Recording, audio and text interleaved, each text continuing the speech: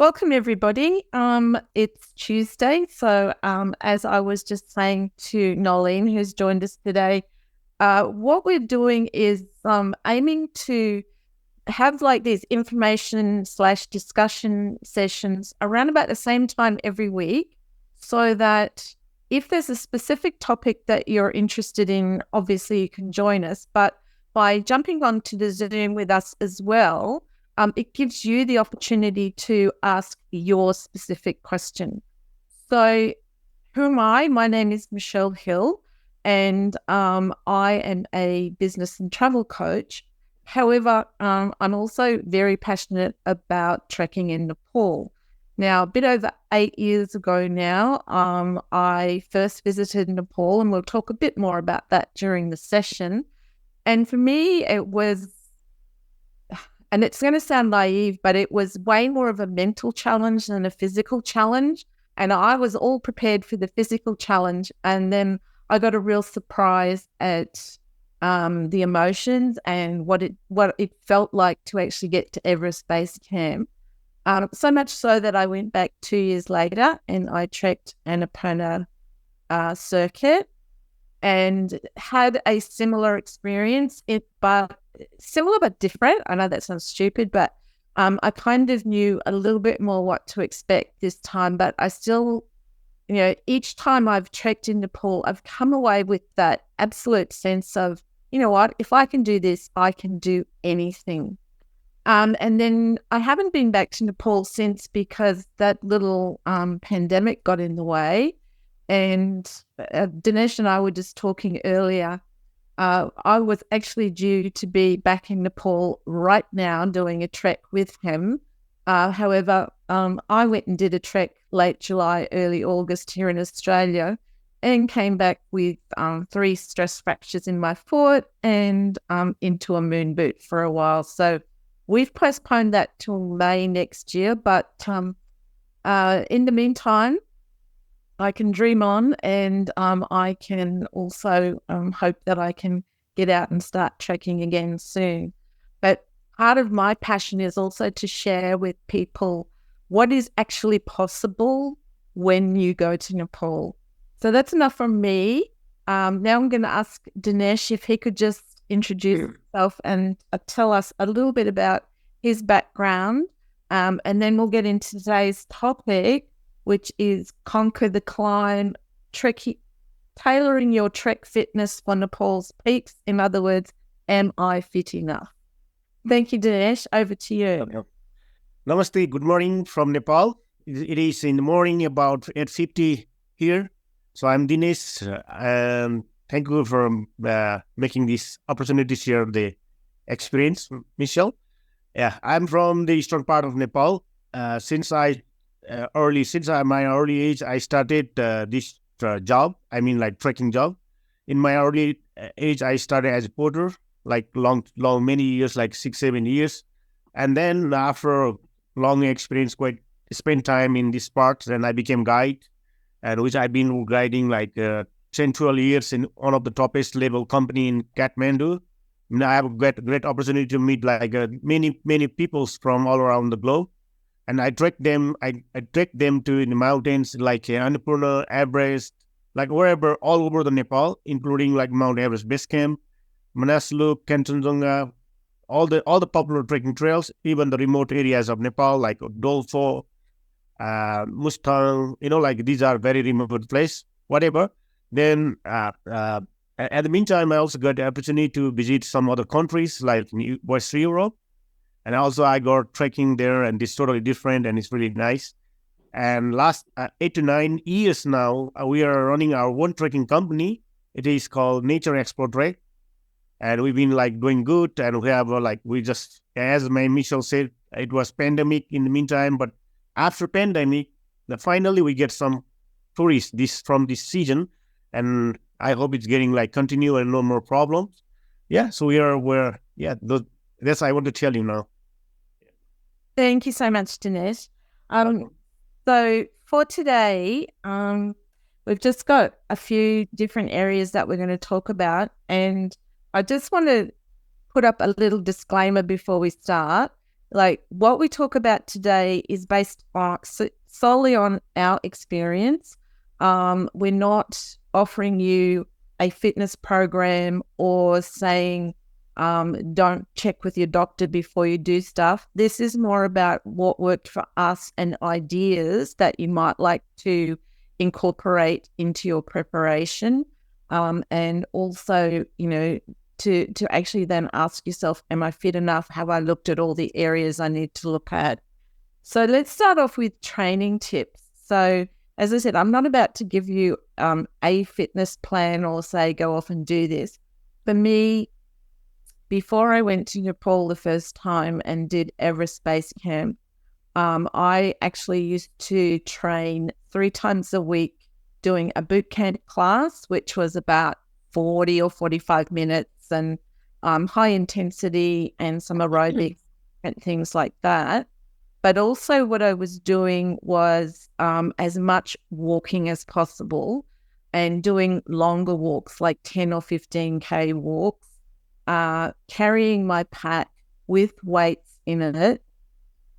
And whilst some of the areas I walked were quite flat, what I tried to do was find areas like with rocky, uneven tracks like that. After I went to Nepal, or halfway through, I was actually thinking, gosh, I wish I'd done more squats and more lunges and more stairs. So, it's a mixture of, strengthen your legs, strengthen your core, but also make sure that, your body is used to walking for long periods of time, because when you're trekking, you can be on the trail for what, Dinesh, 6, 7, 8 hours in a day, just depending on the weather, where you're going and how quickly your particular tour group is going. So that's kind of what I did and what I did the second time. And once I get my foot out of this moon boot, what I will be doing, getting ready for May. So Dinesh, from your perspective, and as a guide, obviously you need to be fit and strong. So what are the kind of things that you do? Right. For me, yeah, we do you mean like I'm as a guide, me? What type I have to prescribe? How do you keep fit? And what do you focus on? Yeah. Yeah, normally we're not only me, all the guides who work in the mountains and who take the groups in mountains, they're fit because of they're kind of doing like this job from long time and any time. Yeah. And also we of course it is seasonal work. So we don't have a regular like 12 month a year. So before we start the seasons, so everyone not fit because of when they stay with the family, upset they became fat with dalbat.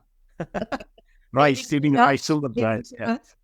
And then no exercise. That means, we can get like unfit. At that case, so we do like the normal exercise, like jogging, little yoga at home, or like gym, go to the gym and running.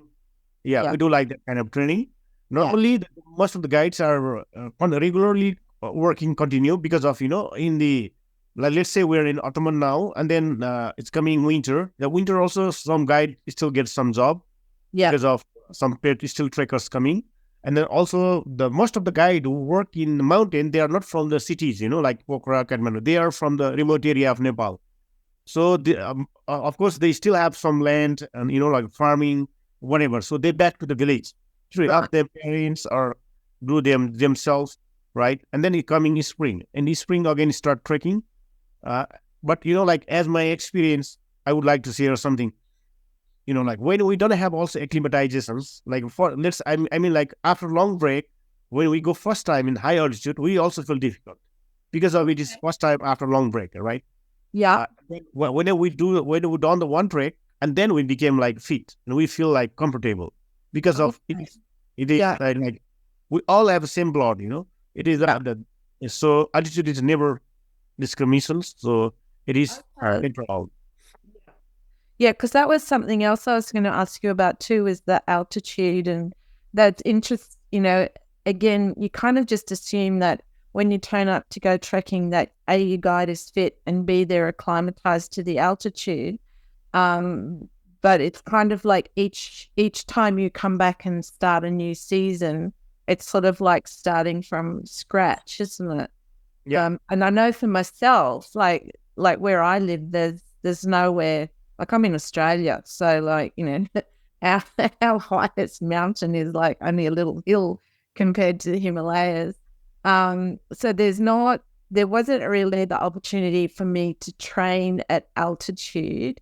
And I know these days there are some gyms that have equipment that can simulate like training with less oxygen and try and help you get prepared for it. For me, what I did was I took Diamox, which is, for altitude sickness, and I just followed the instructions and took it, started taking it before I got to altitude. And I found that with Everest Base Camp, I felt a little bit off color, but most of the time I felt okay. Like obviously, like my breathing, like it's a lot harder to breathe once you get above 4,000 meters because there's not as much oxygen. The second time I trekked and I went and did Annapurna circuit, I still did. I took the Diamox, and it was 2 years later, but I found I felt more unwell when I did that one, but not so much that like, I had to stay in bed and I couldn't do anything. But I must admit, I was really glad when we got through Thorongla Pass and we went down again so that we were at a lower altitude. One of the other things I wanted to talk about too, Dinesh, is, and in the event, we called it mindful movement. And with that, that's about mental stamina and also obviously being aware and present when you're trekking. And for you, like what would be your, like your experience of, or how do you make sure that you're, aware and present and mindful and your mental stamina and things like that? Is there anything in particular that you do or that you would recommend for people? So we are already mentally and physically prepared, and then so the place where we trek and take the group, so we already been so many times, and we know that where we going and where we sleeping, what we going to see. Normally, we know all the information in advance, so that makes us more easier to tell people and to go for us, and it will not make that much surprise for us, because of it is not first time for us. Yeah. So that means, and what I'm trying to tell means like we're my personal view and myself, or even the whole guide. I think not only in Nepal, all over the world, they know that they know this is the kind of job. Suppose you are working in your computer, you know that your computer, how it works, like same like for us. Like we can count the stone, like there's 5 stone, tall stone, then we go little down, like 5 meter down, and then like let's say 200 meter flat, little Nepali flat. But we know all the information. Yeah, I know Nepali flat. Nepali flat means like little gradual is still up, but we say flat because we don't have a real flat. And that makes like we're like already mentally and physically we all fit. And but the view is make us older, like we don't have all like sometimes the same mountain we can see different face and different with the weather. When we have like clear weather, we see different shining on the mountain, right? And when we have like sunshine, we see it's different. It makes us always exciting, but the lands and hills, we know, and then it is easier for us. That's the reason we can share the information with our groups, with any trekkers. Oh, well, I just, when you said what to expect because you've done the trail before, so let me just share a little story of mine, because when I went to Everest, when I went to Nepal the first time to trek Everest Base Camp, I had never done a long trek before. I'd never even done an overnight hike. I just like blissfully ignorant went, I'm going to go and do that. And I had probably I kind of thought I knew what I was getting myself in for, but I actually really didn't.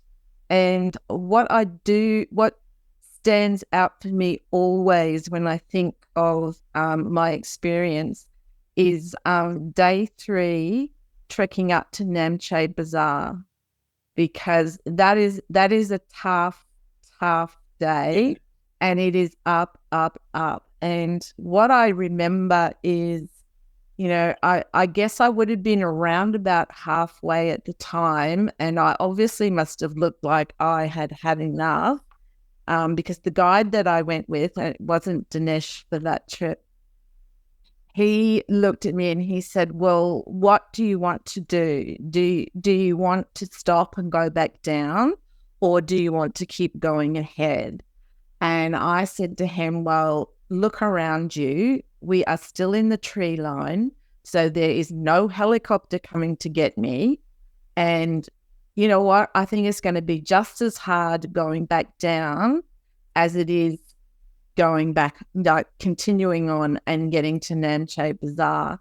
And I think for me, that was one of those moments where that mental stamina and that kind of like, you know what, I just have to do it. I really don't have a choice here. Well, I kind of had a choice, but like I didn't want to go back down, and because if I'd gone back down, like the rest of my group, they were already ahead of me, so they were going. So if I'd gone back down, then I would have missed out on the whole experience. So it's very hard to say to people, try and be prepared if you've never actually done something like this, or if you've done something and it's been quite easy for you.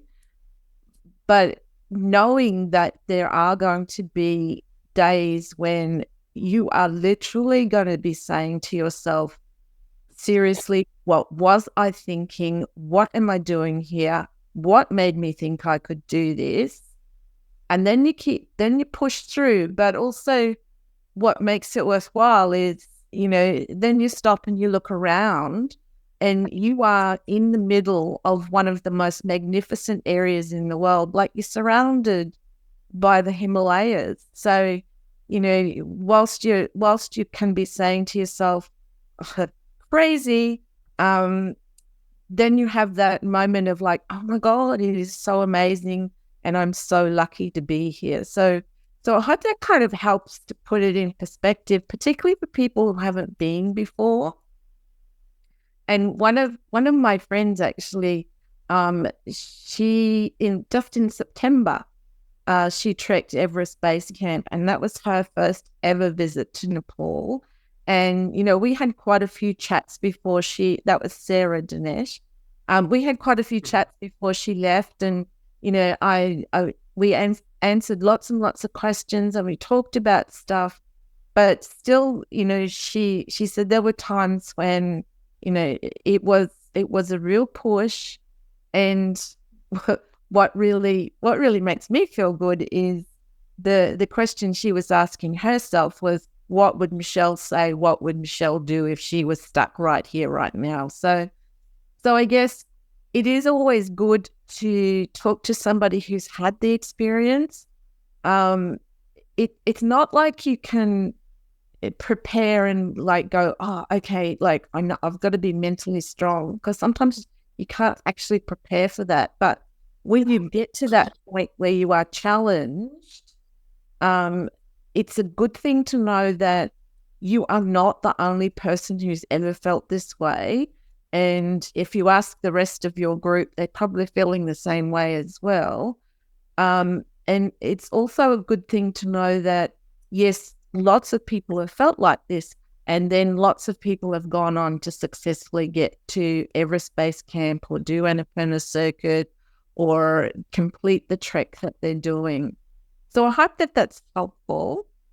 But one of the other things I was just briefly going to mention was around nutrition.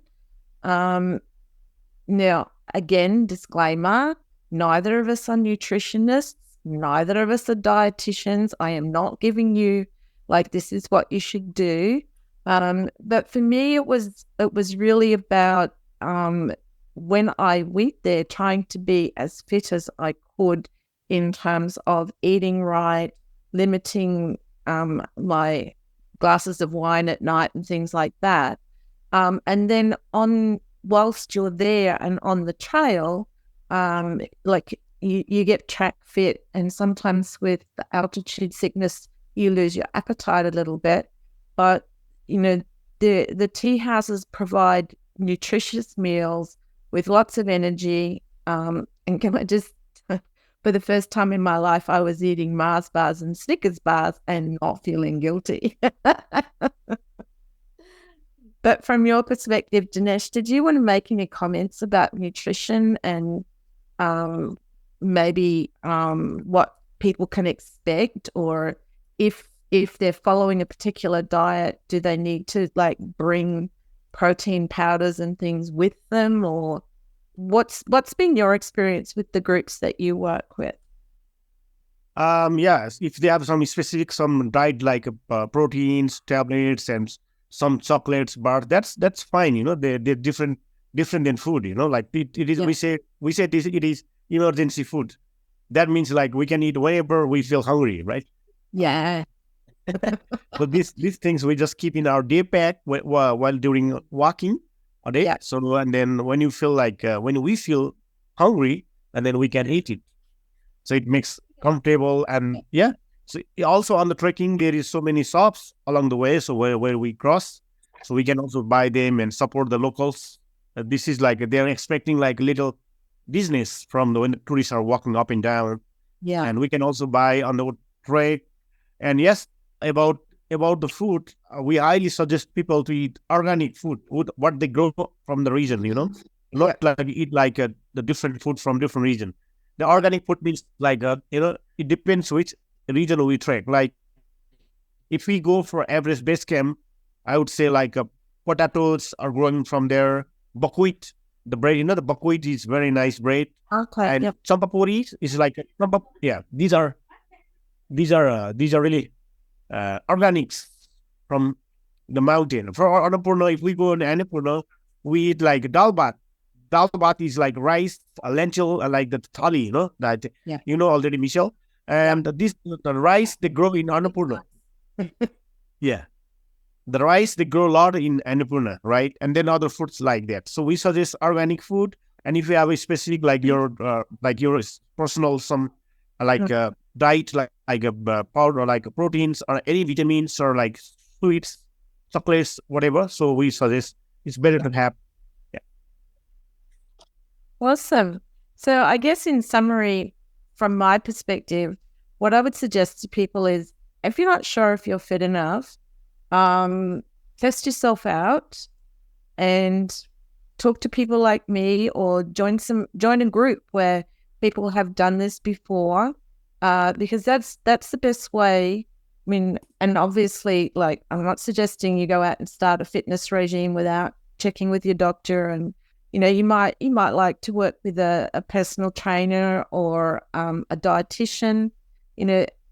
If you feel like you are going to have particular issues that you need to deal with, then be sensible and get some professional advice. But the flip side of that is there's lots and lots of people who go trekking in Nepal every year, and most people manage it quite successfully.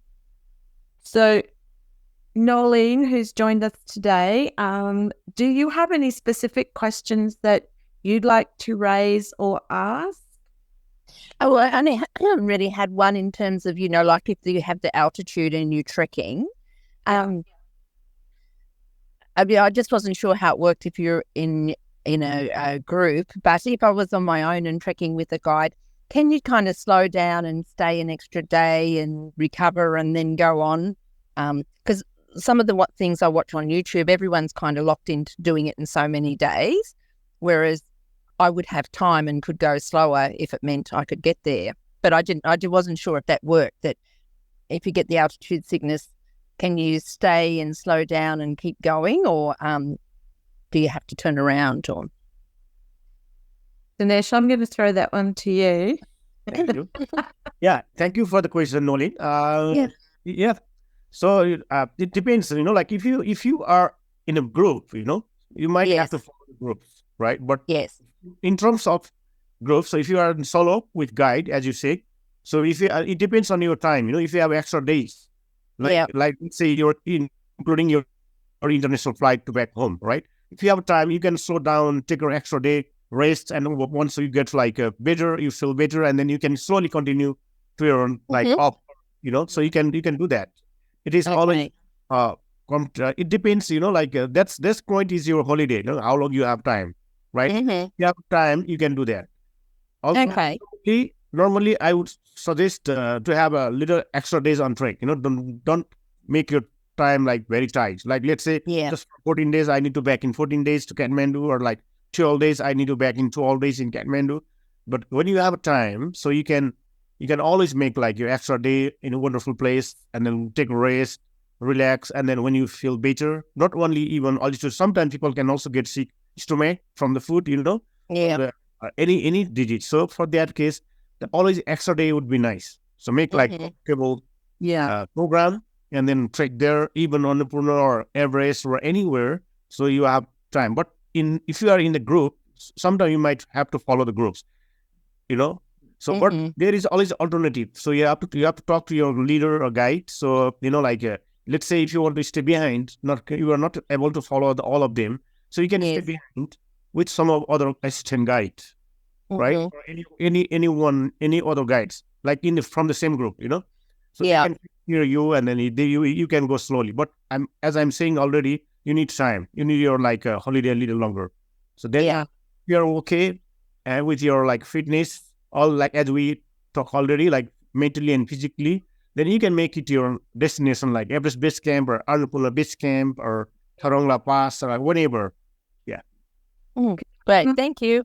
can I just add to that too, Nolene? Like, when you're actually out trekking, okay, you start off with an itinerary of like, okay, Everest Base Camp, it's going to be a 12-day trek, Kathmandu to Kathmandu. Um, Now, if you're in a small group and one person is not feeling well, like it's possible, like to make changes as you go. Mm-hmm. As long as the rest of the group, like maybe you have an extra acclimatization day, or maybe the group just does a half day and then you catch up with like there's ways and ways of addressing all that. Okay. The itinerary is like it's not, this is what we're doing, this is what we have to do. It Mm-hmm. does, it does come down to what happens on the trail, who else is in the group, what the issue is, and what the possible solutions are. Mm-hmm. So if somebody's not well, it doesn't mean that's it, like they're finished. But it's just something that you like the whole group would work through. And Okay. and as Dinesh said, like the bigger the group, the more guides you will have as well. Because like Dinesh just did one a few weeks ago with 20 people who came from the US in the group. Mm-hmm. How many guides did you have and porters, Dinesh? We had 5 guides, include me, and 10 porters. Like Yeah. that means like Well, 2 people, 1 porter. Yeah. Yeah. So even if you're in a big group like that, it is still possible that, you can split the group, and you still have enough guides to go with the main, as I yeah. said, I'm probably talking out of turn here because I'm not a guide and I don't make decisions. But in my and like when I did Annapurna Circuit, there was one day, and I can't remember where we were, but there was me and 4 other people in the group, and we decided that we were all a bit track weary and a bit tired because I think we were into like day 15 or day 16. We did a really long one. So we caught the bus for the day, Mm-hmm. and we had an amazing experience catching a local bus. So you know what I mean? Like please don't Yeah. feel like, okay, this is what you're locked into, because as Dinesh said, it's your trip, it's your experience, it's your holidays. So there's always ways around everything.